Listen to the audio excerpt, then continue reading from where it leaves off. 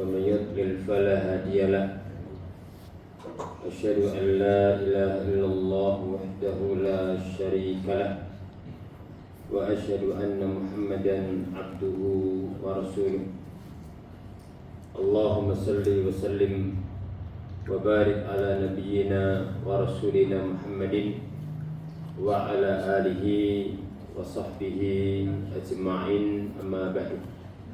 Alhamdulillah, kita bersyukur kepada Allah Subhanahu wa taala yang dengan nikmatnya kebaikan-kebaikan itu bisa sempurna.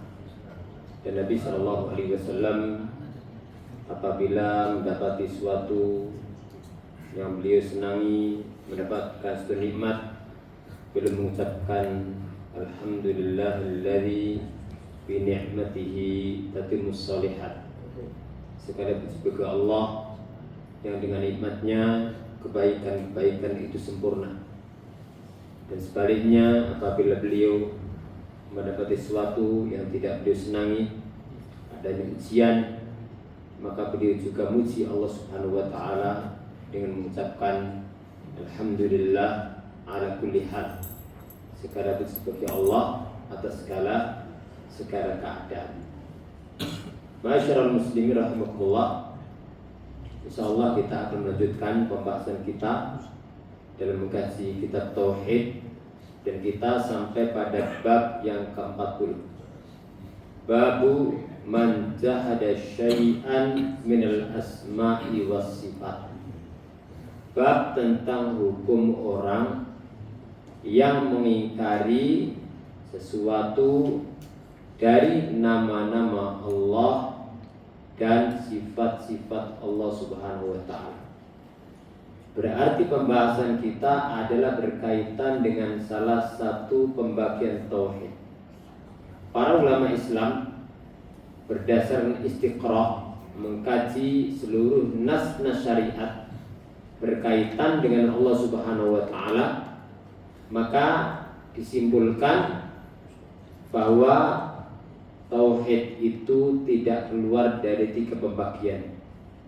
Kalau ada yang bagi 2, mesti yang satu terbagi menjadi 2, sehingga tetap 3. Kalau ada yang menyebutkan 4, mesti yang salah satu masuk dalam salah satu dari 3 pembagian tadi. Sehingga tauhid itu yang pertama berbicara tentang perbuatan Allah Subhanahu wa taala.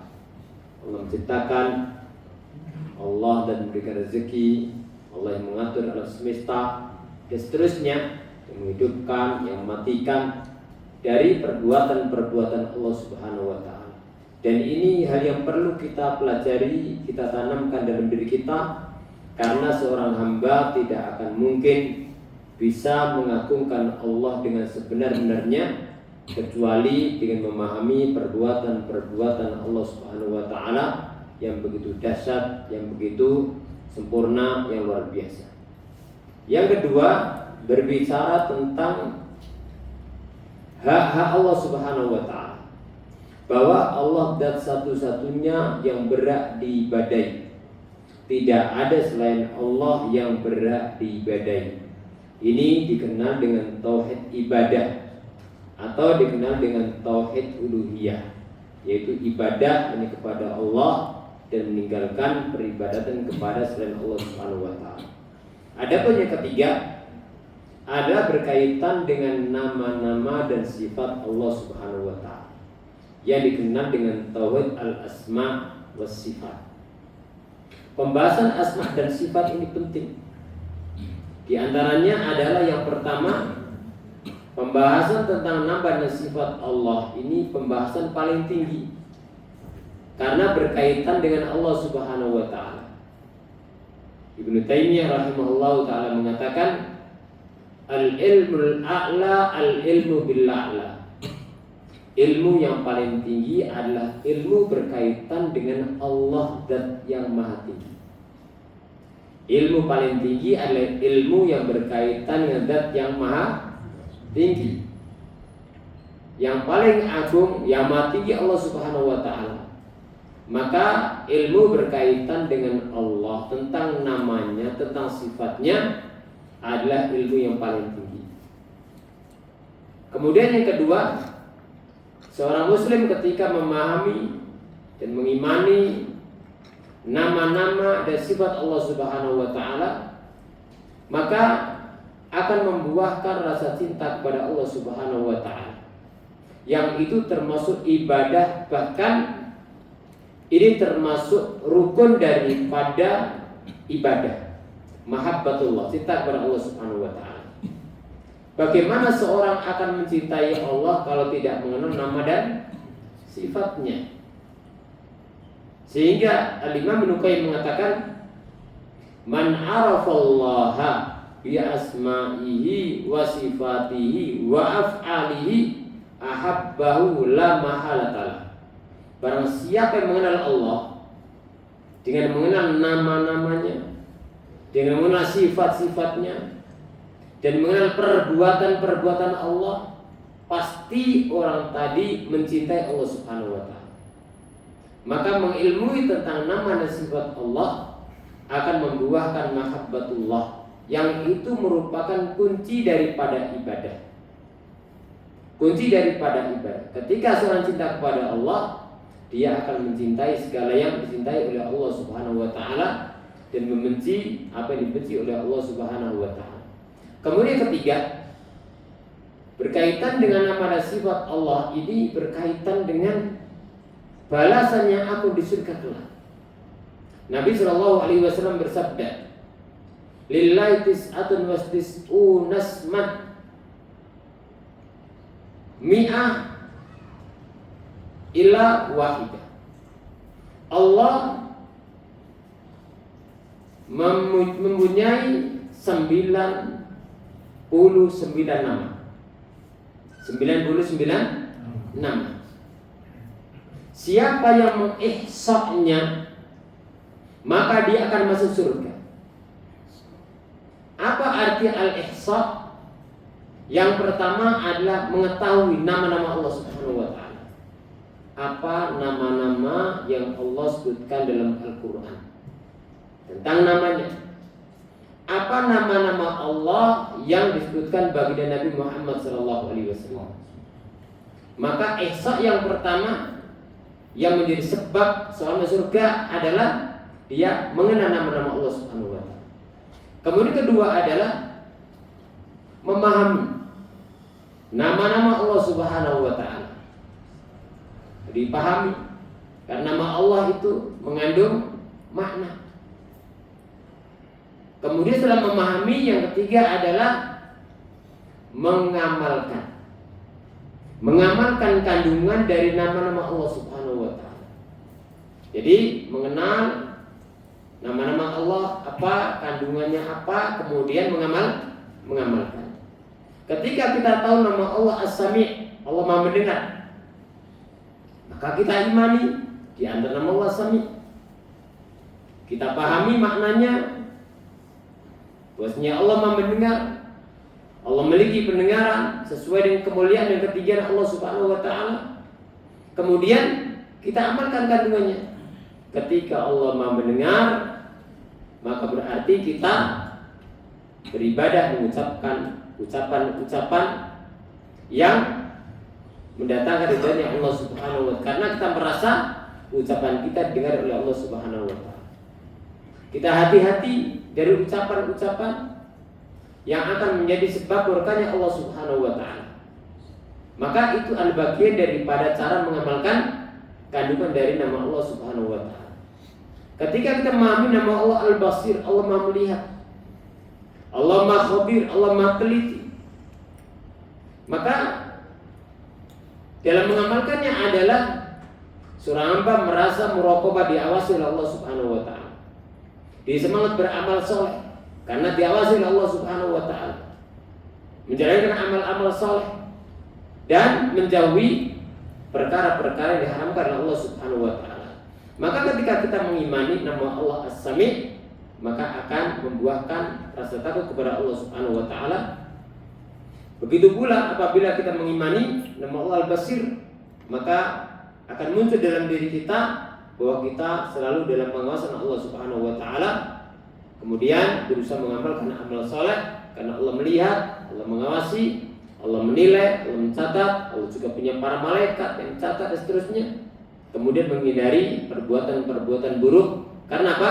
Kita merasa diawasi oleh Allah Subhanahu wa taala.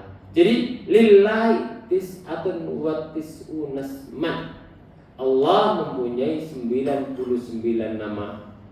Man ahsaha dakhal jannah. Siapa yang mengihsanya, maka dia akan masuk surga. Bukan sekedar diucapkan, diulang-ulang, bukan. Tapi itu ada yang harus kita imani, ada yang harus kita pahami, dan ada yang kita amalkan. Itu sempurna dalam makna al-ihsa dalam hadis tadi. Dan nanti akan kita bahas apakah nama Allah itu dibatasi dengan 99 atau tidak. Tapi yang jelas adalah hadis tadi bukan menjelaskan tentang pembatasan, tapi menjelaskan berkaitan dengan keutamaan. Berkaitan dengan keutamaan. Dan ucapan seperti tadi tidak menunjukkan pembatasan. Contoh, saya memiliki uang 1 juta. Bukan berarti tidak punya uang yang lainnya. Tapi yang sekarang ada, yang saya pegang adalah 1 juta. Tidak menutup kemungkinan memiliki uang yang lainnya. Jadi ungkapan tadi tidak menunjukkan pembatasan, tapi berkaitan dengan keutamaan. Berkaitan dengan keutamaan. Sehingga disebutkan dalam hadis yang lainnya bahwasanya Nabi Shallallahu Alaihi Wasallam ketika berdoa, as'aluka bi kulli ismin huwalak. Aku meminta kepada Allah dengan setiap nama yang aku namakan untuk dirimu atau dinamakan oleh Rasulmu, atau alam ahad khalqi, atau yang kau ajarkan kepada seorang dari makhlukmu, para nabi, atau istatartabihi fi ilmil ghaibi indak, atau yang engkau simpan dalam ilmu gaibmu. Berarti adanya 99 tidak menunjukkan pembatasan, tidak menunjukkan pembatasan. Masyaallah muslimin rahimakumullah, maka pembahasan al-asma' wa sifat adalah pembahasan yang penting, dan dalam hal ini ada sebagian yang jatuh dalam penyimpangan sehingga kadang mengingkari nama Allah Subhanahu wa taala, kadang mengingkari sifat Allah Subhanahu wa taala, terkadang mengimani sifat Allah tapi diselewengkan dari makna yang ada, diselewengkan dari makna yang ada. Di sini al-mu'allif menyebutkan babu man jahada syai'an minal asma'i was sifat. Bab barang siapa yang mengingkari sesuatu dari nama-nama Allah dan sifat-sifat Allah Subhanahu wa taala. Apa hukum mengingkari nama dan sifat? Sebutkan Syekh Ibnu Utsaimin rahimahullah taala, al-juhud wal inkar nau'an. Juhud ini artinya ingkar. Man jahada artinya man ankar. Dan ingkar terhadap nama dan sifat Allah itu ada 2 macam. Yang pertama inkaru takdzibin. Seorang yang mengingkari nama Allah atau sifat Allah, kenapa dia mengingkari? Karena dia mendustakan. Mendustakan. Kalau itu nama Allah, kalau itu sifat Allah Subhanahu wa taala. Kufrun bila syakin. Orang yang demikian maka dia kufur, tidak ada keraguan sama sekali. Faman ankara isman lillah aw sifatan min sifati tsabitati fil kitab was sunnah fa huwa kafir bil isma. Barang siapa yang mengingkari nama Allah Subhanahu wa taala atau sifat dari sifat Allah yang tercantum dalam Al-Qur'an dan Sunnah. Al-Qur'an menyebutkan, Sunnah menyebutkan, lalu dia ingkari, maka dia kafir berdasarkan kesepakatan para ulama. Li'anna takdziballahi wa rasuli kufrun. Karena mendustakan Allah dan Rasulnya kekufuran. Allah mengkabarkan, dia ingkari. Rasul mengkabarkan, dia ingkari. Maka mendustakan Allah kekufuran. Mendustakan Nabi sallallahu alaihi juga kekufuran. Mukhrijun minal millati bil isma. Kufur besar yang mengeluarkan dari agama berdasarkan kesepakatan para ulama. Kalau dia mengingkari karena mendustakan. Yang kedua, inkaru takwil. Ada orang yang mengingkari tapi betulnya takwil. Dia menyelewengkan dari makna kepada makna yang lainnya. La yunkiruha walakin yata'awwaluha ila maknan yukhalif. Dia tidak mengingkari, akan tapi dia mentakwilnya kepada makna yang menyelisihi makna aslinya. Maka ini ada dua macam. Yang pertama, ma laysa lahu musawwirun fil lughah fa hadha yakfur. Seorang yang mentakwil sifat Allah kepada makna yang lainnya yang tidak ada asal usulnya dalam bahasa, tidak digunakan dalam bahasa sekali, maka ini hukumnya kufur. Ka'an yakul bi annal yad ila samawat. Seperti orang mengatakan ketika Allah menyebutkan yadullah fawqa aydih atau khalaqtu bi yadayya, aku ciptakan Adam dengan kedua tanganku. Seorang muslim mengimani ayat ini, tetapkan sifat Allah apa adanya. Tapi kemudian ada orang mengatakan tangan di sini artinya adalah langit. Artinya apa? Adalah langit. Fa hadza yakfur. Ini adalah kufur. Kenapa? Wala li'annahu la musawwi wala fil lughah. Karena makna yad dibawa kepada langit itu tidak ada sama sekali sebab yang membolehkan dalam bahasa. Tidak digunakan dalam sama sekali.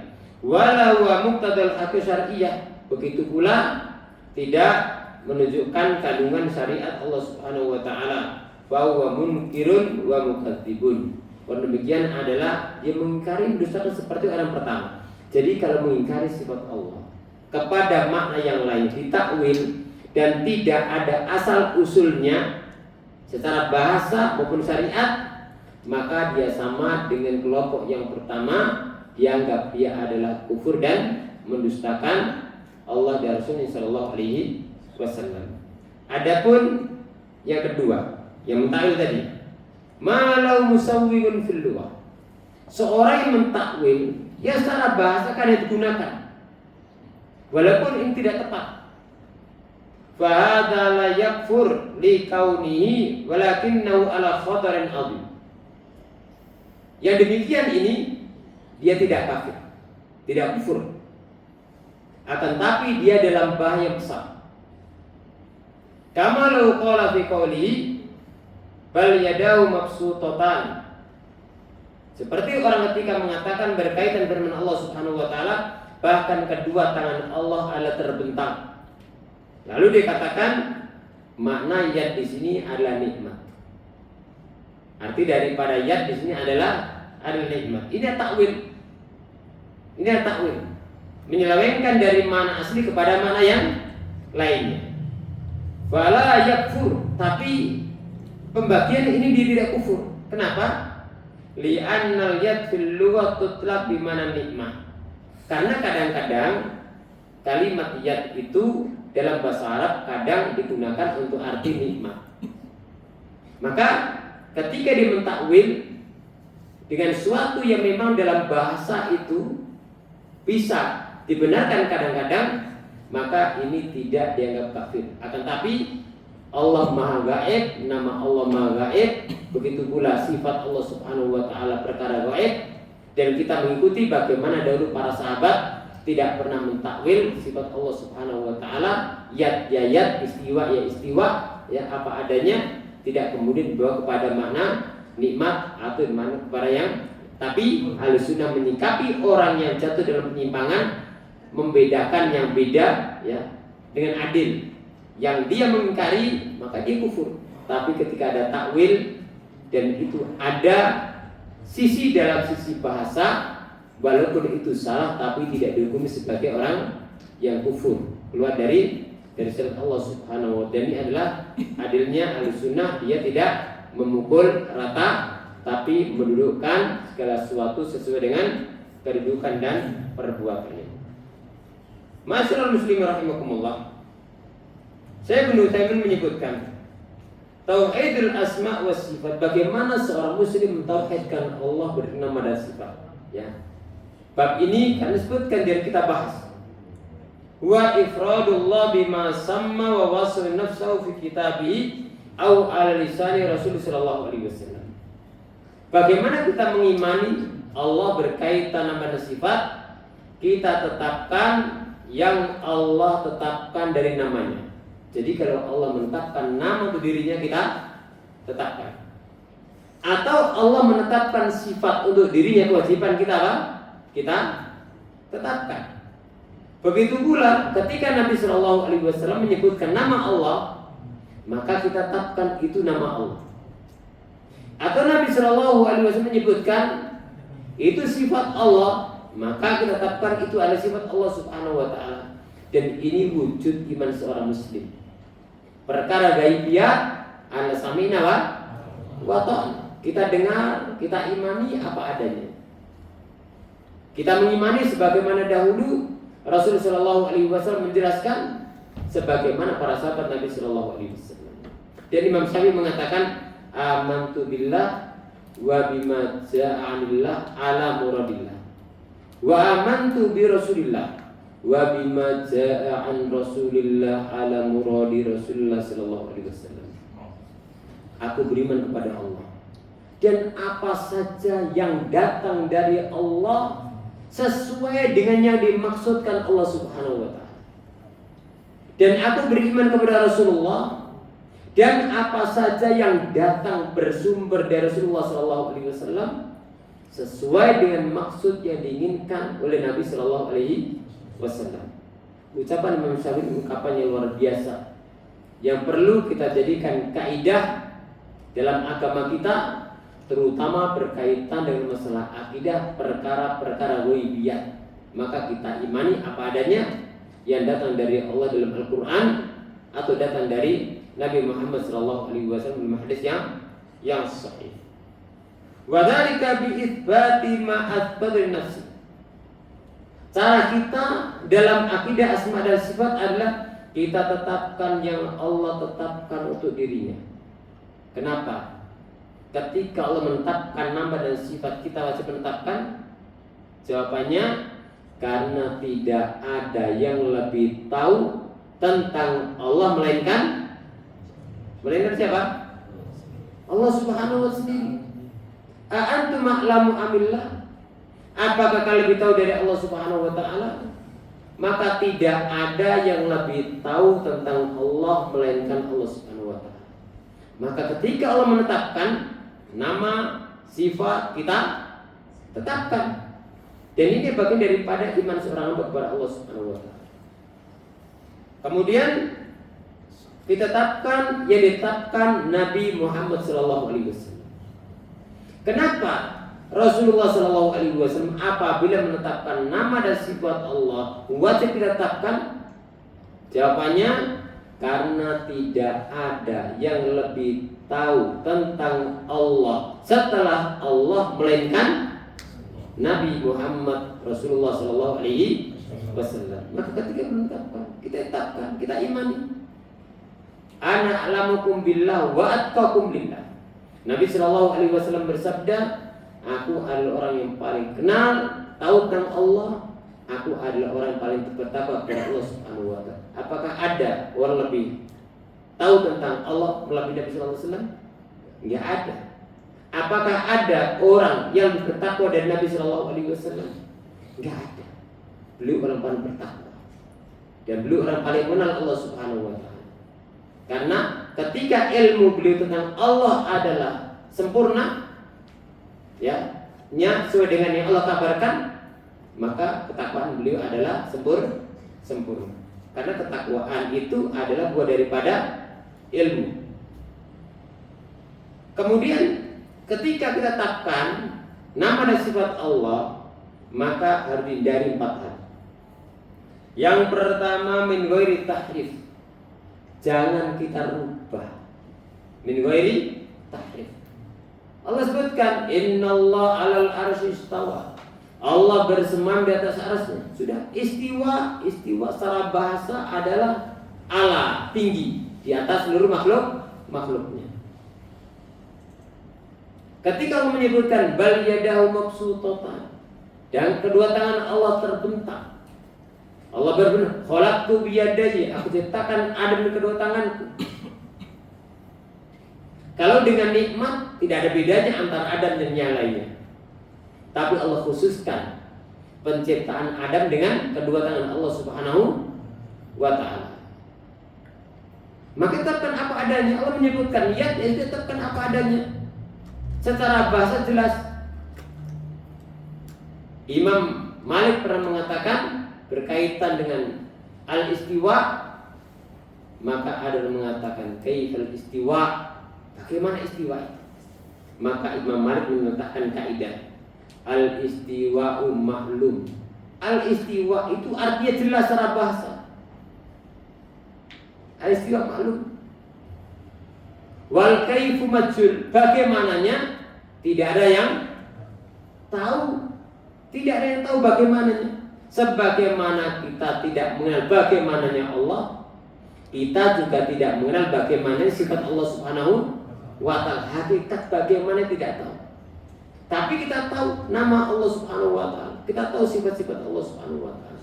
Wal kaifu majhul. Kaifnya majhul, tidak kita tahu bagaimananya.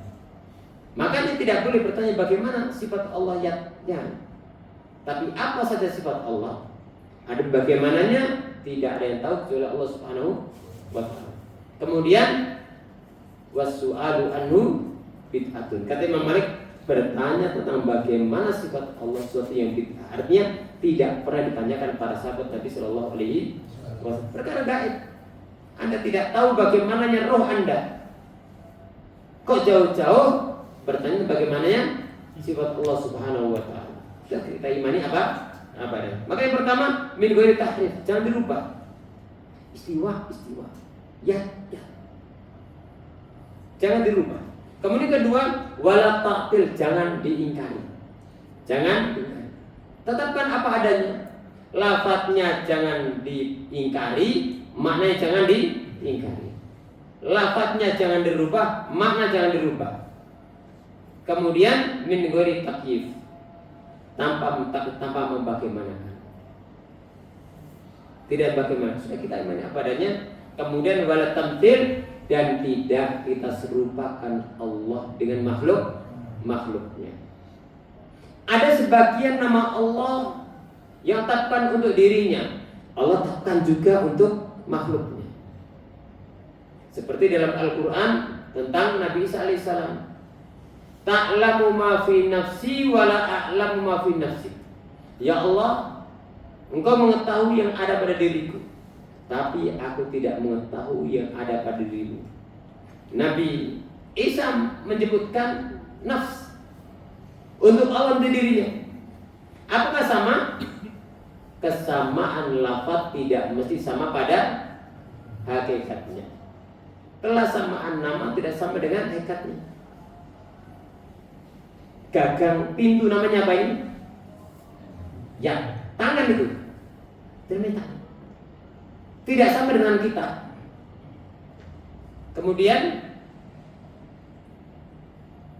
apalagi? Kaki. Ini kakinya. Tidak sama dengan kaki kita. Tidak sama. Ini baru makhluk dengan lalu bagaimana dengan Al-Khaliq Subhanahu wa ta'ala. Wallahi mathul a'la. Maka tidak boleh bagaimana. Tidak kita rubah, tidak kita ingkari, tidak kita bagaimanakan, dan tidak kita serupakan dengan makhluknya. Laisa kamitslihi syai'un wa huwas samiul basir. Tidak ada sesuatu yang menyerupai Allah Subhanahu wa ta'ala, sedangkan Allah Maha mendengar lagi Maha melihat. Begitu pula banyak dalam Al-Qur'an kan. Ketika Allah menyebutkan tentang manusia, waja'alnahu sami'an basira, dan kami jadikan manusia itu sami dan basir. Allah juga menetapkan untuk dirinya sami dan basir. Lafadznya sama. Apakah hakikatnya sama? Tidak. Kesamaan nama tidak sama pada hakikatnya. Kemudian masyarakat muslimin rahimakumullah, Al-Mu'allif menyebutkan beberapa dalil berkaitan hal ini. Langsung kita baca. Yang pertama, dalil awal qala ta'ala wa hum yakfuruna birrahman. Mereka orang-orang musyrikin itu kufur terhadap Ar-Rahman. Apakah maksudnya kufur kepada Allah? Orang-orang musyrikin tidak ingkar akan adanya Allah, tidak. Tapi maksudnya adalah mereka mengingkari nama Allah Ar-Rahman.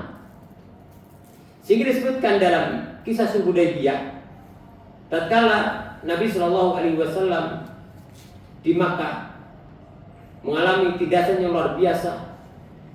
Kemudian Rasulullah SAW ingin menjalankan ibadah umrah, ya. Kemudian ke Madinah hijrah, kemudian ingin ibadah umrah. Lalu kemudian sebelum nyampe diadang sama orang-orang musyrikin. Akhirnya terjadi perjanjian Hudaybiyah. Ketika nulis surat, Nabi perintahkan Ali bin Abi Thalib, tulislah Bismillahirrahmanirrahim. Kata utusan orang musyrikin, jangan Ar-Rahman. Enggak mau mereka pakai Ar-Rahman. Sehingga ditulis apa? Bismikallahumma. Kemudian nama Allah.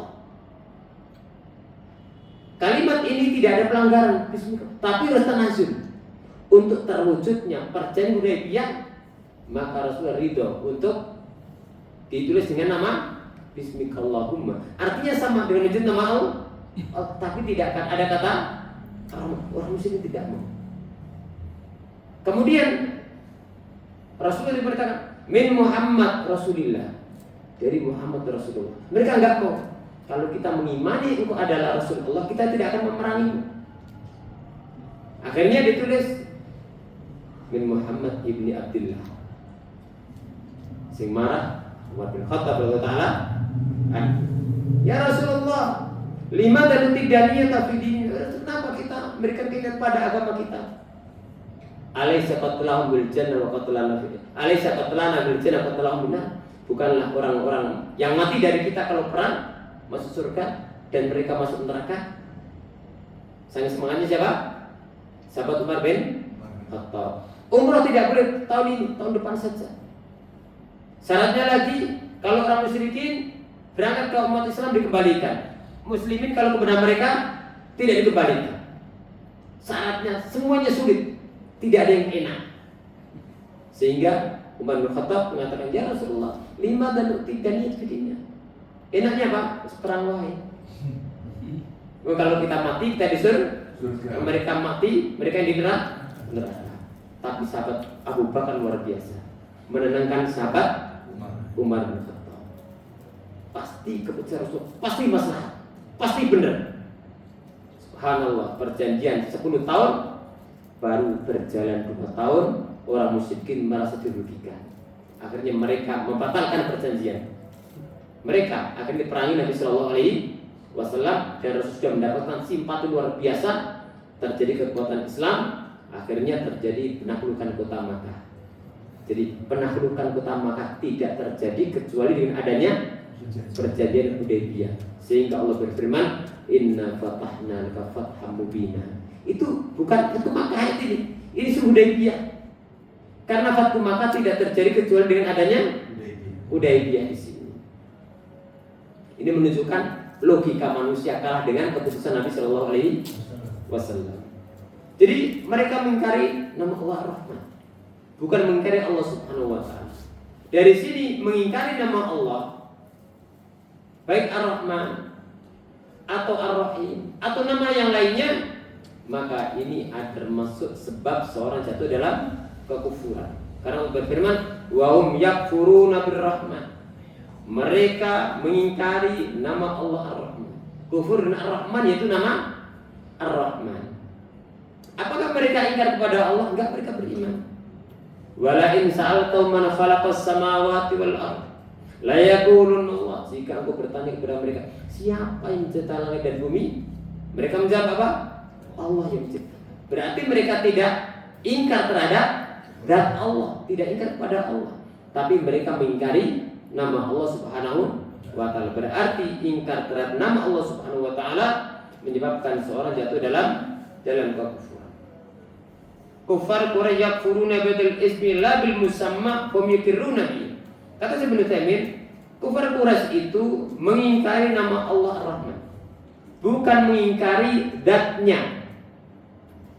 Wa yuqirruna bihi, mereka itu mengikrarkan, mengimani kalau Allah itu ada, Allah pencipta, Allah pengatur, Allah menghidupkan, mereka mematikan, mereka mengingkari, mereka mengimani. Tapi mereka tidak mau mewujudkan iman terhadap rububiyah dengan memurnikan ibadah kepada Allah Subhanahu wa taala. Iman kalau mereka Allah itu pencipta, tapi mereka tidak mau ibadah murni kepada Allah Subhanahu wa taala. Fa fiyya dalilun ala anna man arqa isman min asma'illahi ta'ala fa in yakfur. Di sini mengandung dalil bahwasanya orang yang mengingkari nama di antara nama-nama Allah fa inna yakfur, sesungguhnya dia kufur. Dalil yang kedua, wa fi Sahih Bukhari qala Ali radhiyallahu anhu, haditsun nas bima ya'rifun aturiduna ayyukadzdzaballahu wa rasuluhu. Ali bin Abi Thalib mengatakan, bicaralah kepada manusia dengan apa yang mereka ketahui, dengan apa yang mereka pahami. Apakah kalian ingin Allah didustakan, Rasul didustakan? Yajibu ala da yang durafi hukul mad'uin. Ada faedah terutama bagi seorang yang mengajar, seorang berdakwah. Kata Syekh Ibnu Utsaimin, berdasarkan ucapan Ali bin Abi Thalib ini, wajib bagi seorang dai untuk melihat kemampuan akal, jangkauan akal orang-orang yang didakwai, wa yunazzilu kulla insan manzilatahu, dan mendudukkan setiap orang pada kedudukannya. Dan ini yang namanya hikmah kepada orang berilmu dengan hal yang cocok dengan mereka, dengan yang tidak berilmu dengan cocok dengan mereka, kepada orang baru belajar dengan sesuatu cocok dengan mereka, seorang dalam belajar dengan pembahasan cocok dengan mereka, dalam hikmah. Wa yuhadditsun nas bi tariqin tablughum uquluhum, dan berbicara kepada manusia dengan cara yang dapat dijangkau oleh akal mereka. Wa dzalika bi an nantakilahum ruwaidan ruwaida, yaitu dengan cara kita menyampaikan kepada mereka sedikit demi sedikit, bertahap hatta yataqabbal hadis, sehingga mereka menerima hadis Nabi sallallahu alaihi wasallam dan pembicaraan, wa yatma'innu ilaihi, sehingga mereka tenang, wala nada'u ma la tablu quluhum, dan kita meninggalkan hal yang tidak dijangkau oleh mereka. Sehingga ketika pembahasan nama sifat pun ada terkadang butuh global yang mereka menjadikan manusia beriman saja, tapi kadang-kadang butuh perincian tergantung daripada orang-orang pelajari pembahasan masalah ini. Kemudian yang ketiga, Wara Abdul Razzaq an Ma'mar an Ibnu Tawus an Abi an Ibnu Abbas. Berarti asar ini sampai kepada sahabat Ibnu Abbas. Anna ra'a rajulan intafadha lamma sami'a hadisan an Nabi sallallahu alaihi wasallam fi sifat istinkar lidzalik. Bahwasanya Ibnu Abbas pernah melihat seorang yang mana dia gemetar karena murka tatkala mendengar hadis Nabi Shallallahu Alaihi Wasallam, mendengar hadis dari Nabi SAW berkaitan dengan sifat-sifat Allah Subhanahu Wa Taala. Ada orang ketika mendengar hadis berkaitan dengan sifat-sifat Allah, dia gemetar. Gemetar bukan karena khusyuk, bukan, tapi karena ada kemurkaan, ya, tidak tenang dengan hadis berkaitan dengan sifat-sifat Allah Subhanahu wa ta'ala. Istinkar dari kata mengingkari hal tadi. Faqala, maka Ibnu Abbas mengatakan, ma faraku haula, apa menjadikan mereka keberatan mendengar hadis ini? Mereka beriman, ketika mendengar hadis asma dan sifat tidak beriman. Apa menjadikan mereka keberatan? Ucapan Ibnu Abbas ini adalah untuk memberikan pelajaran kepada kita bahwa seorang muslim itu wajib menerima semua yang datang dari Allah dan datang dari Nabi Shallallahu Alaihi Wasallam, logis atau tidak logis, termasuk pembahasan nama dan sifat kita imani apa adanya. Yajiduna riqatan inda muhkamin wa yalikuna inda mutasyabih. Kalau mereka mendengar ayat-ayat yang muhkam yang jelas, mereka tenang. Tapi ketika mendengar ayat-ayat mutasyabih, mereka tidak tenang. Dan seorang muslim kewajibannya apa? Tenang dengan ayat Allah, menerima apa adanya, baik ayat muhkamat atau ayat yang mutasabih. Kullun min indillah. Kullun min indillah. Semua datang dari Allah Subhanahu wa ta'ala. Sebagaimana ayat yang muhkamat kita imani, begitu pula ayat mutasabih juga kita imani apa adanya. Kemudian ada Rabi. Lamma sami'at Quraisy Rasulullah sallallahu alaihi wasallam yadhkur Rahman ankaru dzalika. Tatkala orang Quraisy mendengar Rasulullah sallallahu alaihi wasallam menyebutkan nama Allah Ar-Rahman, maka mereka mengingkari hal itu. Berarti orang musyrikin itu bukan ingkar kepada Allah, tapi ingkar kepada nama Allah Ar-Rahman. Fa anzalallahu fihi, maka Allah turunkan pada mereka firman Allah, wa hum yakfuruna bir-Rahman. Mereka kufur kepada nama Allah Rahman. Wa hum yakfuruna bir-Rahman maksudnya adalah kufur kepada nama Allah Subhanahu wa taala. Ada sedikit fawaid yang insyaallah kita sambung pertemuan yang akan billahi taala berkaitan dengan bab yaitu ingkar kepada nama dan sifat Allah Subhanahu wa taala. Wassallallahu alaihi wa ala alihi washabbihi ajma'in. Walhamdulillahirabbil alamin. Assalamualaikum warahmatullahi wabarakatuh. Waalaikumsalam warahmatullahi wabarakatuh.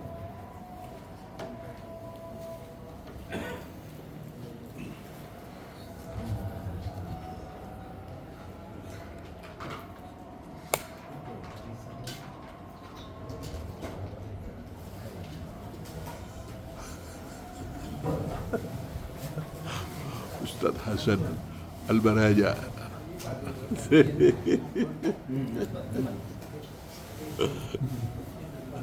Allahu Akbar, Allahu Akbar, Allahu Akbar, Allahu Akbar. Asyhadu an la ilaha illallah.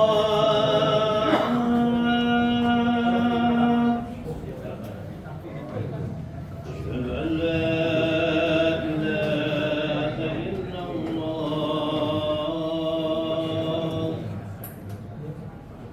Asyhadu anna Muhammadar Rasulullah.